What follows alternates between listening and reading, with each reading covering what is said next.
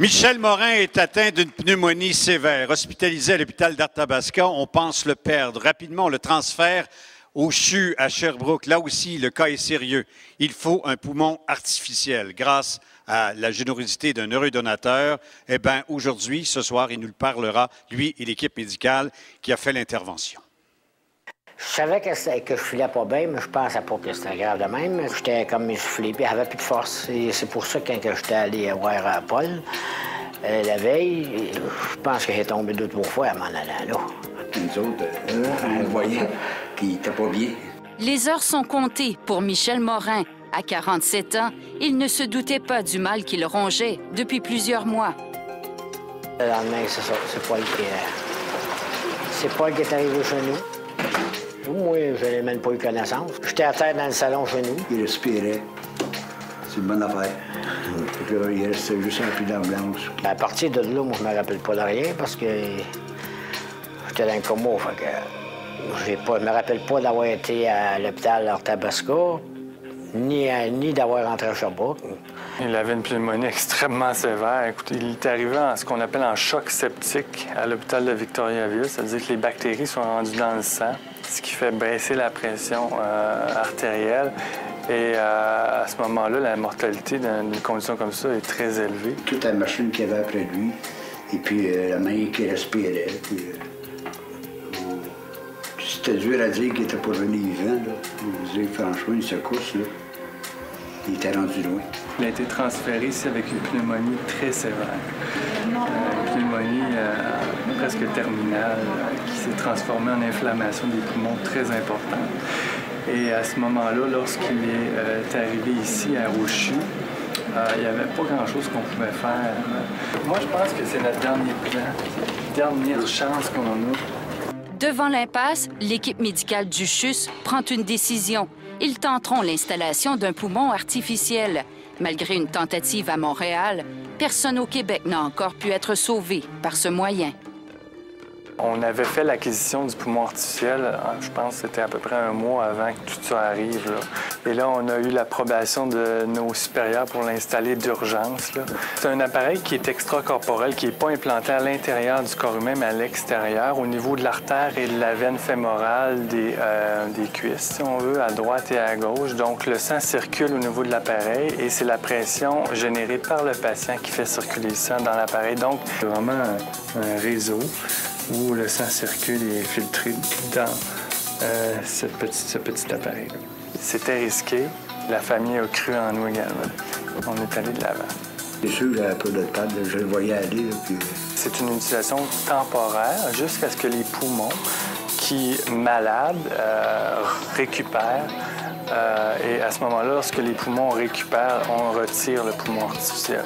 C'est ça qui m'a maintenu en vie durant le temps qui réparait les dommages là, causés par la pneumonie. Là. Ils ont posé ça, ce poumon-là, mais là, il revenait tranquillement. On a été très optimiste parce que dès le départ, on s'est aperçu que les échanges gazeux s'étaient améliorés énormément. C'est-à-dire que les prises de sang qu'on faisait, les gaz artériels, ça nous donne les valeurs de pH et de taux de gaz carbonique dans le sang. Ils nous ont démontré que le gaz carbonique avait diminué énormément et de façon très significative dans les heures suivant l'implantation du poumon. Quand on se réveille, ça prend du temps avant d'avoir des idées qui se tiennent debout parce que t'es tout mêlé. Hein. Ça prend du temps avant. T'es réveillé, mais t'es pas là. Après 2 mois dans le coma, 3 mois à l'hôpital, Michel peut enfin retourner à la maison. L'installation temporaire du poumon aura permis de lui sauver la vie. Mais pour ce qui est de la capacité respiratoire, il est revenu pratiquement à 100 %. Sa vie est hors de danger actuellement, ça c'est clair. Ouais. Mais oui, on peut dire que c'est quasiment un miracle, mais je le répète encore, c'est vraiment un travail d'équipe. Il y avait des infirmières, des inhalothérapeutes, plusieurs médecins impliqués là-dedans. Ça n'aurait pas fonctionné si on n'avait pas construit une équipe puis fait ça en équipe. Derrière l'exploit se cache un important donateur, un couple qui n'a pas hésité à remettre 150 000 $ à la Fondation pour rendre cette grande première possible. Monsieur voir, je vous présente M. Michel Morin. celui qui a bénéficié d'un poumon. Je tiens à vous remercier. Grâce à vous, je respire encore. C'est grâce à vous, parce que si vous n'auriez pas fait cette donation-là, je ne serais pas là aujourd'hui pour le dire. Ça fait plaisir que tu aies passé en travers. C'est grâce à vous, j'espère. Le docteur Serrois aussi. Oui, il y a toute une équipe là-dedans. Le docteur Larrivée, le docteur Poulain. Oui. Il y a la femme de M. Loire aussi. Je vous remercie aussi. Du monde comme vous, on a besoin sur la terre. Oui, ça c'est sûr. C'est sûr. Comme vous aussi, madame. Il y a toujours eu le cœur traînant. On l'a preuve. L'équipe du Dr Sirois ne s'en cache pas. Elle aimerait bien avoir les moyens de sauver encore plus de vies, comme celle de Michel Morin. En ayant cette technologie-là, bien, M. Morin va en avoir d'autres. C'est ça qu'on veut. C'est vers ça qu'on vise, puis c'est vers ça qu'on s'en va. T'sais. Puis on les a calculés, mais ça équivaut à entre 4 et 10 patients par année qu'on pourrait au moins offrir la chance d'une deuxième chance. Si on peut réussir à sauver peut-être 1 ou 2 personnes par année, c'est déjà beaucoup. Là. Et c'est des personnes jeunes, comme ce patient-là qu'on a sauvé 47 ans. Je pense qu'il y avait tout l'avenir devant lui encore, donc on a réussi à le sauver. Un homme qui n'était pas malade avant du tout, c'est la preuve que ça fonctionne. La seule affaire que vous pouvez me souhaiter, c'est ça, c'est que ça aille de mieux en mieux. C'est tout ce que je souhaite, moi. Tous les acteurs de ce scénario presque impossible. D'abord, le docteur Dominique Bérard, qui est l'intensiviste. C'est vous qui recevez le patient qui va pas bien puis qui arrive d'un autre hôpital. Oui, effectivement. Il arrive aux soins intensifs, on l'évalue, on en prend soin, on le supporte. Et ça va pas bien pour Michel Morin? Non, ça va pas bien. Déjà, il était sous ventilateur, sur ventilation assistée, sur des machines pour le faire respirer, et ça fonctionnait pas. On n'arrivait pas à faire rentrer de l'oxygène dans son sang, éliminer le CO2. Puis les antibiotiques ne marchent pas, puis il n'y a rien qui marche. C'est pas suffisant, en tout cas. Et à un moment donné, vous appelez ici notre autre invité, qui est le docteur Marco Sirois, qui est chirurgien thoracique. Bonjour, docteur Sirois. Bonjour. Alors là, vous recevez un appel, vous dites, là, on a un méchant problème, il faudrait poser un poumon artificiel. C'est ça, c'est que le patient était dans un état extrêmement précaire, c'est-à-dire que sa pneumonie, qui était très sévère, l'empêchait d'avoir des échanges gazeux, c'est-à-dire que son taux de gaz carbonique dans le sang était trop élevé. Et la seule façon d'éliminer le gaz carbonique, c'était avec un poumon artificiel. Avec ça? Oui.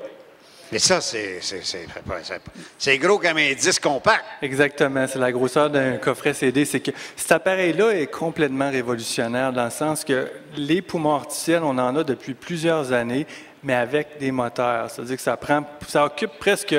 Un réfrigérateur? Oui, pratiquement. Puis là, c'est résumé en ça. Exactement. Puis vous aviez ça en inventaire, mon cachotier. Oui. Oui, on l'avait depuis 1 mois. Avant que M. Morin développe sa pneumonie. Parce que vous aviez le dada, ça m'en prend. Oui. J'ai perdu du monde déjà, je ne veux pas en perdre d'autres. C'est quoi? J'ai vu ça dans un congrès à Toronto. Il y a un chirurgien thoracique de Toronto qui a présenté ses résultats avec cet appareil-là. Et je me suis dit, au Québec, il faut apporter ça au Québec. Écoutez-moi bien, là. C'est le combienième qui est posé au Québec? Au Québec, c'est la 2e. Vous êtes le 2e à avoir fait ça? Oui, mais c'est le premier cas réussi. Le premier cas, ça a Vous êtes le premier à avoir réussi ça avec votre équipe? Oui. Non, je pense que ça compte.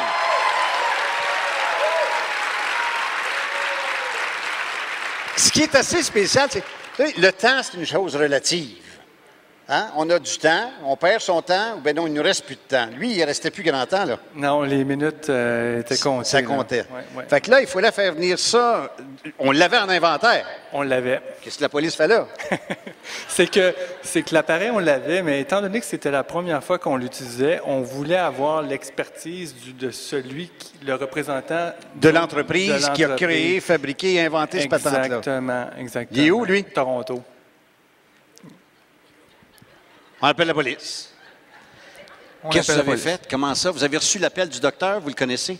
Oui, j'ai reçu l'appel d'un confrère, M. Serrois, qui nous a demandé si on pouvait s'impliquer pour les aider. OK. Étant donné que la Sûreté du Québec est impliquée dans le transport d'organes, Ben oui. on avait les contacts pour effectuer le transport, soit en véhicule ou un moyen plus rapide. Alors, c'est l'hélicoptère qui a été chercher le spécialiste, qui était rendu à Montréal. Vous l'avez amené ici. Exactement. J'ai proposé que l'hélicoptère soit utilisé étant donné la notion d'urgence dans ce cas-ci, et ça a été accepté. Je tiens à vous remercier parce que c'est une preuve et une manifestation que la cohésion de tous les corps intermédiaires dans une société peut faire un grand succès. Puis là, vous, une fois qu'il y a ça, là, il va mieux? Ça a été vraiment très rapide qu'on a vu une amélioration au niveau des gaz artériels, des échanges gazeux. Et puis, ça nous a permis de changer la façon qu'on faisait respirer son poumon naturel. Okay. Là, on l'a mis au repos et très rapidement, on a vu des améliorations alors que depuis des semaines, on était dans un cul-de-sac. La réalité, c'est ça. Vous, là, Oui. vous êtes... hein? Vous êtes sur une deuxième prise d'air, là? Deuxième prise d'air, oui, on peut dire que oui. Ça va mieux. Beaucoup mieux. Est-ce que vous avez eu connaissance de ce travail-là? Non, moi, j'ai pas eu connaissance du travail qui s'est fait parce que j'étais en coma. Vous étiez comme parti, là, vous, là. Oui, pas à peu près. Vous êtes-vous vu avec ça? Non. Même pas? Non. Parce qu'il y a un temps, docteur, pour réussir à faire ça. Il ne peut pas garder ça toute sa vie, là. Non, en fait, la durée de vie de l'appareil, c'est 29 jours. Donc, il faut, en dedans de 29 jours, idéalement, qu'il récupère. Sinon, on peut toujours le changer, mais c'est 29 jours. Alors, en 29 jours, il a récupéré et il est comme ça. Et ça fait combien de temps, ça, M. Morin? Qui m'ont posé ça? Ben, Que vous êtes sorti du bois, là? Moi, je dirais ça devrait 3 mois. 3 mois. Avez-vous eu peur? Ouais, j'ai pas vraiment eu le temps, ça s'est passé vite. Ben, j'ai pas réalisé sur le coup non plus que... Même là, j'ai de la misère à réaliser que j'ai passé si proche que ça. C'est-tu un chanceux ou bien non, si on est rendu là? On parle quasiment d'un miracle parce que à l'état où il était, là, c'était extrêmement critique. Donc, il a survécu, mais le patient de Montréal, lui, est décédé. Donc, il aurait pu mourir aussi. Donc, c'était vraiment... Comment ça coûte, ça? C'est 8 500 8 500, ça m'en prend 5-6 d'ici aux prochaines minutes, OK?